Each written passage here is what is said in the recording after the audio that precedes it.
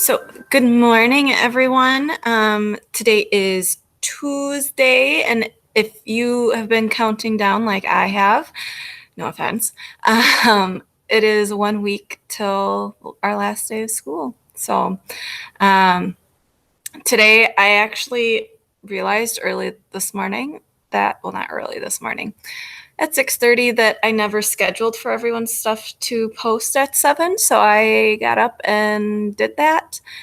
And I actually decided that I didn't want to. I think that everyone's kind of sick of doing life journals.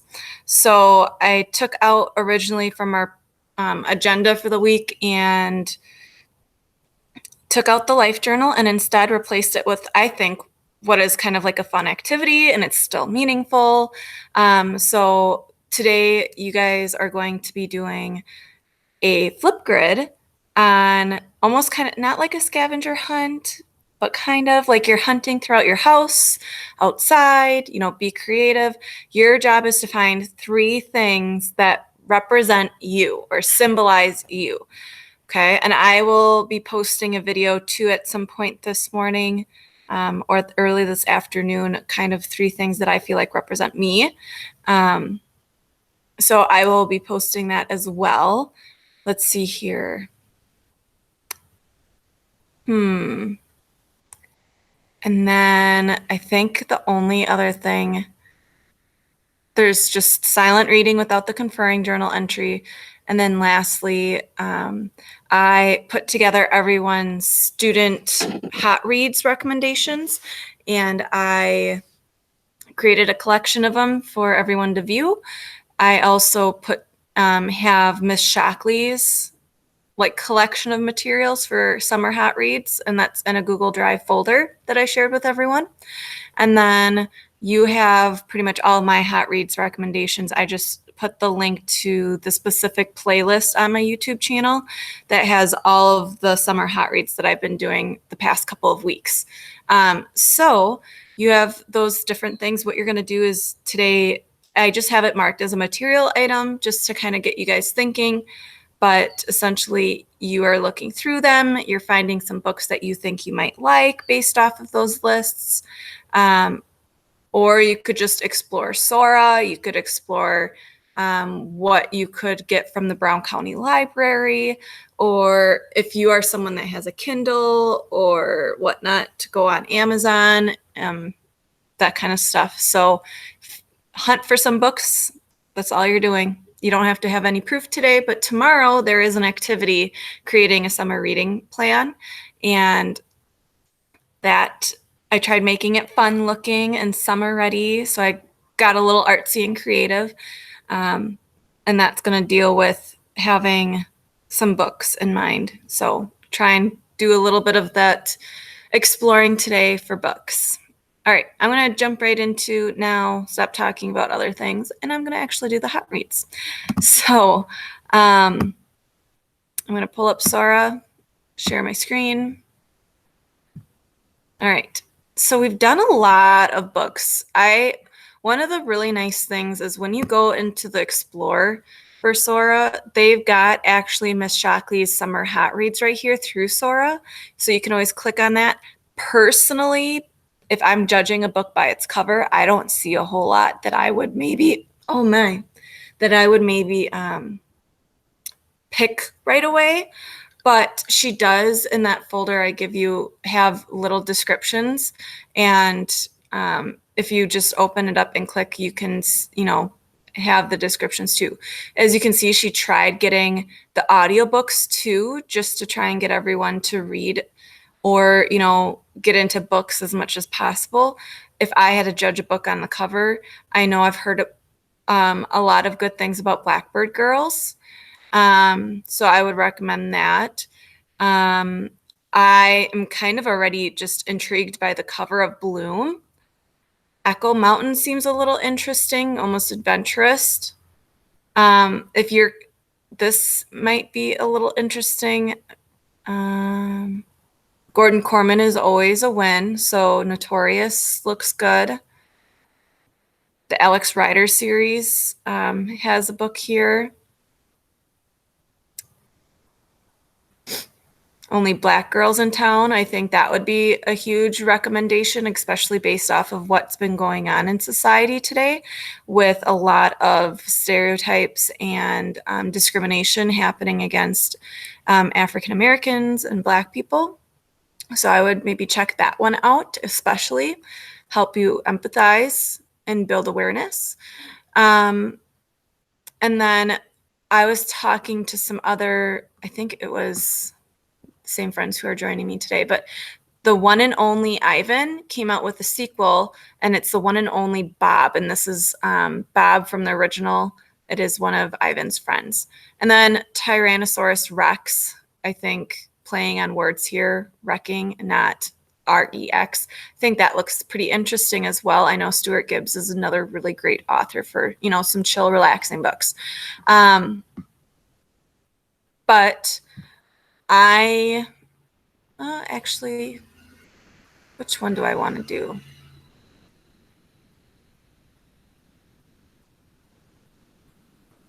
I'm going to actually try this one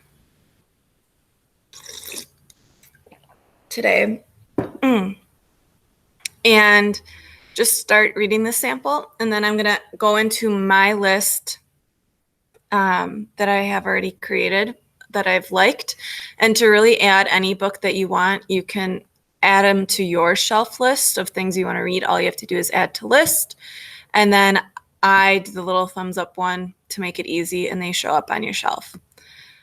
All right, so this one, the synopsis says, award-winning young adult author Brandy Colbert's debut middle school novel about the only two Black girls in town who discover a collection of hidden journals revealing shocking secrets of the past. So beach lover surfer Alberta has been the only Black girl in town for years. Alberta's best friend, Laramie, is the closest thing she has to a sister. But there are some things even Laramie can't understand. When the bed and breakfast across the street finds new owners, Alberta is ecstatic to learn the family is Black, and they have a 12-year-old daughter just like her. Alberta is positive. She and the new girl, Eddie, I think Eddie, will be fast friends. But while Alberta loves being a California girl, Eddie misses her native Brooklyn and finds it hard to adapt to a small town living. When the girls discover a box of old journals in Eddie's attic, they team up to discover exactly who's behind them and why they got left behind. Soon they discover shocking and painful secrets of the past and learn that nothing is quite what it seems. So let's read a sample.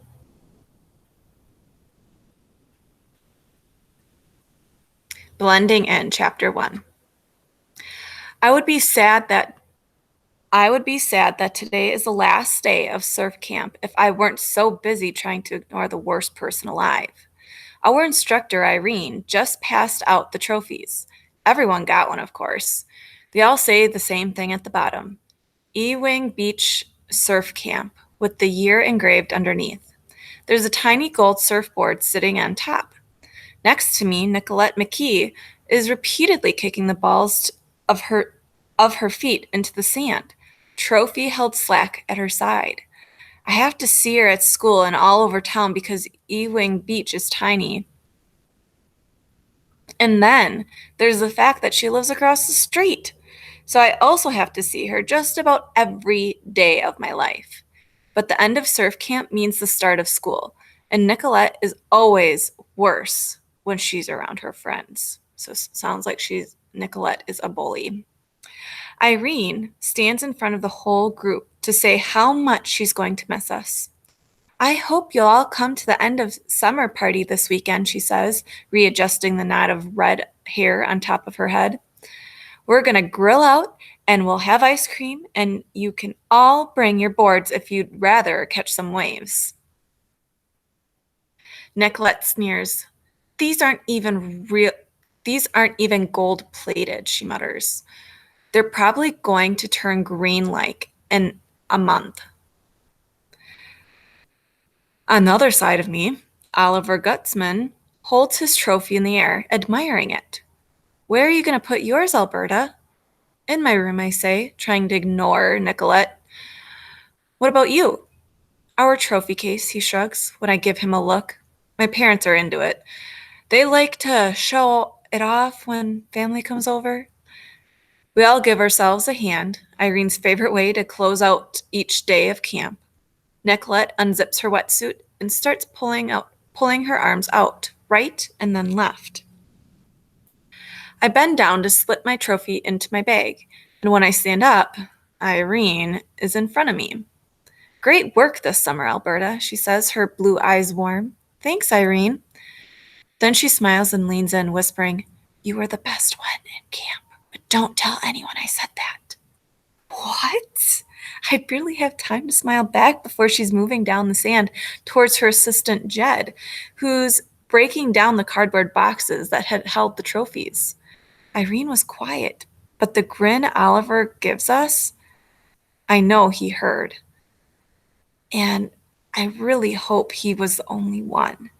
Even if Nicolette didn't hear Irene, she can probably see it on me. I can't stop grinning, and my chest immediately puffed up with pride as Irene's words sank in. I watched Irene as she talks to Jed and then wanders away. But she doesn't go up to anyone else and whisper in their ear. Aw, Nicolette's head is tilted to the side as she looks at me with wide eyes. That's cute, Alberta. I know not to take the bait, but I do it anyway. What? That Irene tries to make you feel good about yourself here? I guess it's not like school, huh? Man, this is a piece of work. This girl. I frown at her. I should walk away, but like always, there's something inside me that plants my feet into the ground and it makes me keep listening to Nicolette McKee. I hate that something. Out of the corner of my eye, I see Oliver watching us. Sorry, Nicolette says, not looking sorry at all. It's just that you're, like, different here and different there. But Irene tries to make it special for you. That's cute. I've been wait I've been coming to surf camp since I was 6 years old. 3 hours a day, 4 days a week for 2 months. I don't need camp to surf, but it's more fun to be with people who love it as much as I do. And I am into everything about it except the fact that Nicolette is in my surf group. She'll take any chance to remind me that I don't look like other people in Ewing Beach, that she doesn't think that I fit in. I haven't said anything. Just like my feet are rooted in the sand, my lips are glued tightly together. Nicolette pauses, then blinks at me, her eyes even bigger. I mean, do you think you were the best surfer in camp?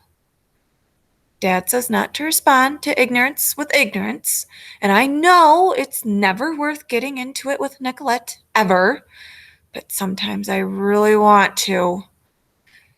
Yes, I finally say, I do think I was the best. I guess you just aren't as good as you think you are. My father would probably count that last part as an ignorant comment, but it's worth it just to see the way Nicolette's eyes narrow into the thinnest slits. And I hear Oliver snicker. Whatever, Alberta. She runs a hand over her wet ponytail, wringing out the last strips of water as she glares at me. That and she is not even worth a response. I turn my back to her, tuck my board under my arm, and look at Oliver. Ready? He nods, and we head off together on our walk home. Still wearing our wetsuits, Oliver lives 2 blocks over from mine, and not for the first time. I wish he were the one that lived across the street instead of Nicolette. What's her problem? Oliver says, shaking his head. I sigh. I've been trying to figure that out for years. You competing in the Pismo contest this year? Maybe. I hesitate. It's a very hopeful, maybe. I'm not allowed to compete in surfing contests until I turn 13. My dad's rule, which I think is ridiculous. The contest is in a few weeks, and I don't turn 13 until next year. But I'm hoping to convince him that with my powers of persuasion. What about you? So we know that Nicolette is 12. Or not Nicolette, I'm sorry. Well, Nicolette probably is 12 as well, but that Alberta is 12. Nah, not really my thing. I mean, I like surfing, but soccer's more my sport. By the time we reach my street, my arm is cramping from holding my board.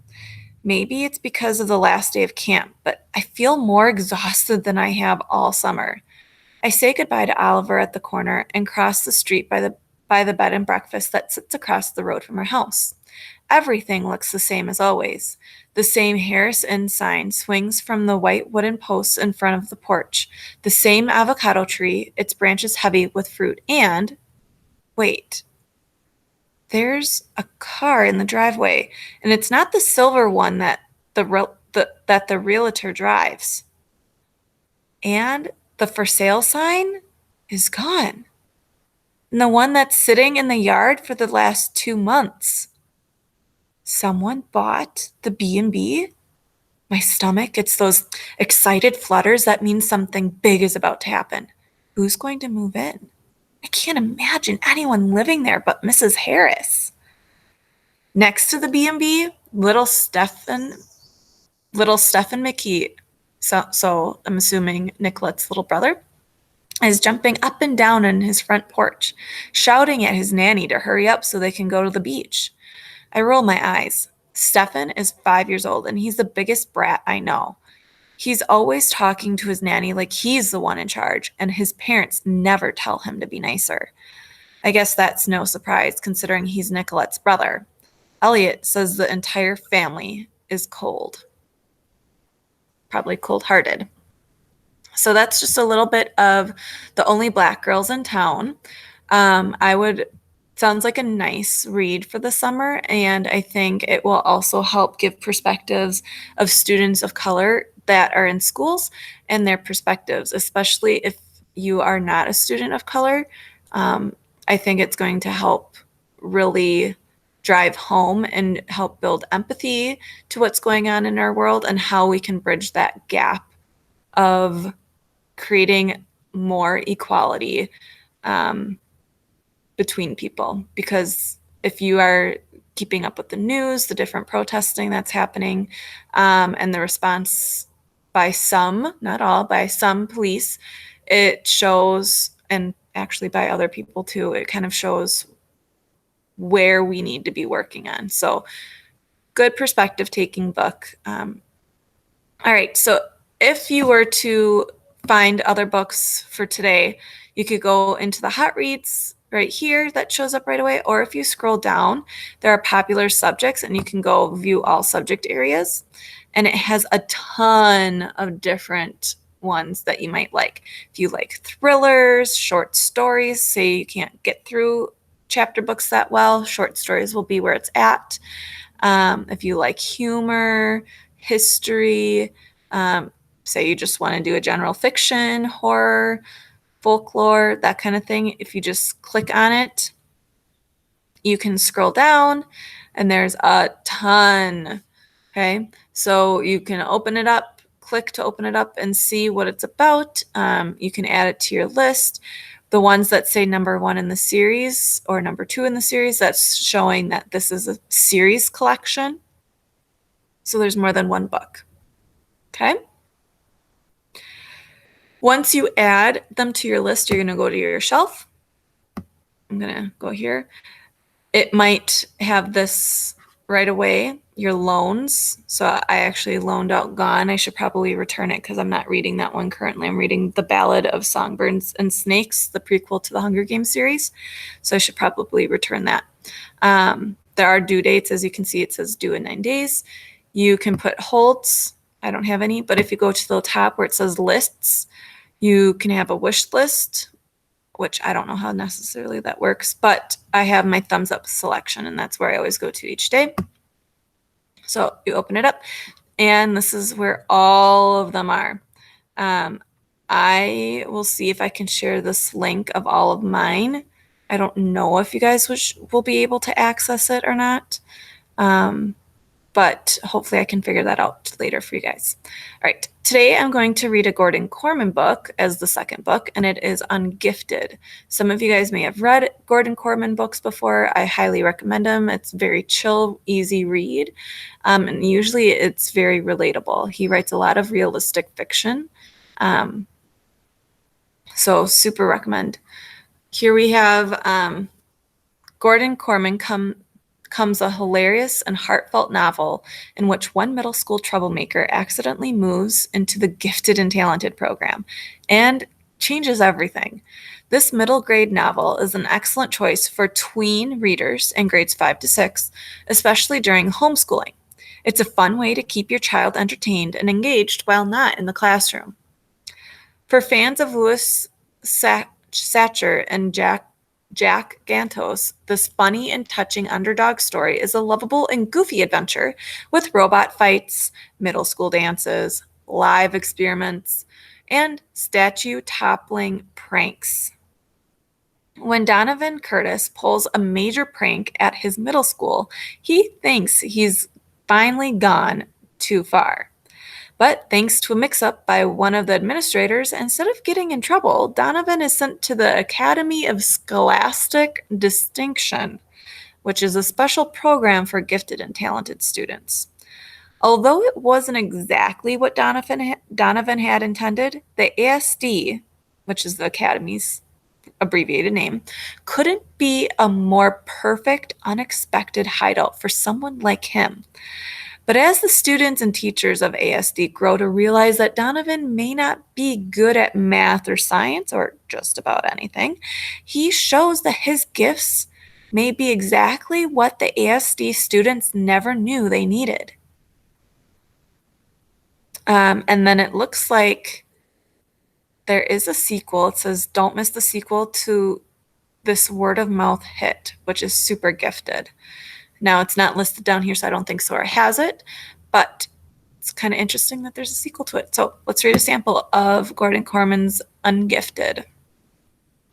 So I'm assuming that this will probably be a nice, humorous, realistic fiction type genre.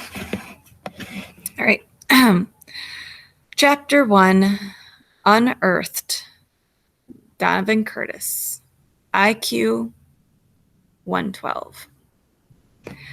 I want a refund from Ancestry.com. They traced my family all the way back to the Revolution, and in all those forefathers and foremothers, aunts and uncles and cousins, there was nobody like me. No big mouth hung for treason, no classe clown who they stuck in the stocks and threw rotten vegetables at. The closest match was this guy in the Civil War who jumped off a battlement, whatever that is. And he only did it because the Union Army was firing on Fort Sumter. That's what they put on his tombstone anyway. It sounds like a pretty good excuse to me. I did things like that. If there were any battlements in my neighborhood, I'd probably jump off them all. And not because of an army. I'd do it just to see what would happen. Reckless, my mother called me. Poor impulse control. That's the school psychologist. You're going to break your idiot neck one day, or someone's going to break it for you, my dad. He was probably right. They were all right. But when the thing is right there in front of me, and I can kick it, grab it, shout it out, jump into it, paint it, launch it, or light it on fire, it's like I'm a puppet on a string, powerless to resist. I don't think I do. It can be little things, little throwing darts at a pool float to test my sister's swimming skills, or spitting back at the llamas at the zoo. It can be more creative, a helium balloon, a fish hook, and Uncle Mark's toupee. It can even be the smart alecky comments that got me voted most likely to wind up in jail in my middle school the last 2 years running. So really getting an image of who this kid is. Our fans are great. Our team is nifty. We're going to get blown out by 50. See, that was probably not the wisest thing to say on the day of the big game against our basketball arch rivals, Salem Junior High, but I didn't just say it. I broadcasted it over the PA system to the entire school. I don't know why I did it. The cheer was already fully formed in my mind. The poster advertising the big game had planted it there. It was definitely going to come out. Why share it with only two Daniels who were with me in the office waiting sentence for the spitball war when there was a perfectly good microphone a few feet away, unattended and live? Okay, it wasn't live. I had to flick a switch. I even had pom-poms. Well, crumpled piece of paper for sound effects. He sounds like one creative kid. The howl of protest that went up all around the building surprised even me. It was like I'd gone from house to house, poisoning everybody's dog. It was probably for my own good that I wound up in detention. If I'd been free in the halls at 3:30, I would have been lynched. The sense of humor at Hardcastle Middle School didn't extend to their precious basketball team. "Why do you say we're going to lose, man?" asked Whelan Kaiser, starting center, peering down at the top of my head from his 6'4" vantage. Why? There's no logical explanation what I did. It had to come from my DNA. That's why I needed Ancestry.com. I was the only kid in detention that afternoon. All crimes had been forgiven in order to pad the audience for the big game against Salem, which had to have already started.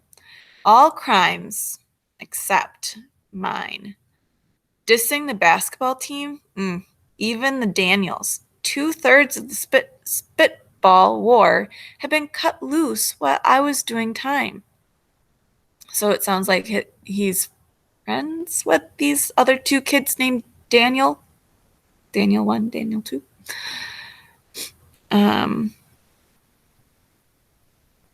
That's my spot. The Daniels weren't at the game. I knew this because they were skulking in the bushes outside the detention room, making grotesque faces at me through the window. If they could make me laugh, and it wasn't easy to hold back, I'd be in even more trouble. As it was, Mr. Fender was checking his watch every 30 seconds. He wanted to be at the game, not babysitting me. Finally, he could bear it no longer. "I'll be right back," he told me sternly. The instant he was gone, the window was flung open from the outside. "Come on," hissed Daniel Sanderson. "Let's get out of here." "He's coming back," I protested. "No, he's not," scuffed the other Daniel Nussbaum. "He's going to the office to watch the feed from the security camera in the gym. You've only got 10 more minutes. If he's any kind of basketball fan, you're golden." I was out the window like a shot, breathing sweet, free air. See what I'm saying? The open road called, and I took it. This time, I needed a little help. That's where the Daniels came in. They helped me a lot. They'd help me to the office with our spitball fight and help me in the PA mic by daring me to do it. With friends like them, sometimes I wondered why I ever need enemies. I turned on them. Thanks for letting me take the fall alone. Your support was really touching." Nussbaum shrugged innocently. couldn't take credit for your poem. It wasn't a poem. It just happened to rhyme. I've been meaning to talk to you about that, Sanderson put in. Don't you think that's kind of dorky? I mean, who who rhymes anymore? Nobody. Nobody, I conceded, except the entire hip hop community. I bounced a pine cone off his head, which only made him grin wider. We were at the top of the hill looking down at the gym we shared with the Hardcastle High. The parking lot was jam packed. A roaring cheer spilled out of the building. Man, you couldn't fit a Hot Wheels car in there, Nussbaum exclaimed, taking the crowded lot, taking in the crowded lot. Salem versus Hardcastle is the place to be. Let's go check out the score, said Sanderson. We can see if our nifty team will lose by 50. Yeah, Donovan. Nice school spirit, Nussbaum added, like he had any.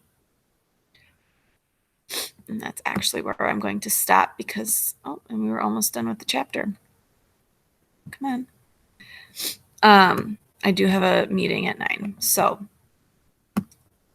that is our hot reads for today. I'm going to stop recording.